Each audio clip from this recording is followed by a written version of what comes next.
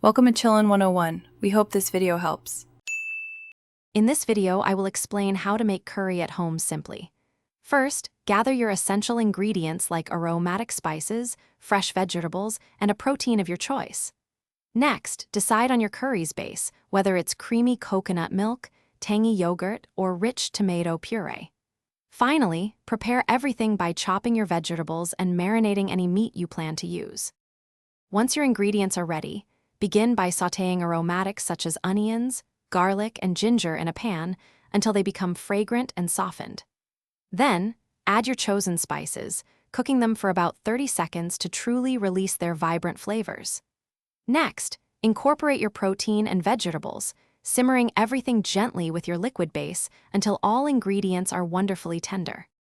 To truly make your curry shine, don't hesitate to adjust the spice level to your preference, perhaps adding a little more chili powder for heat or a touch of sugar for balance.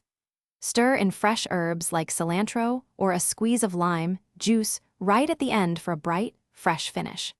Feel free to experiment with different vegetables or proteins to create your own unique curry variations.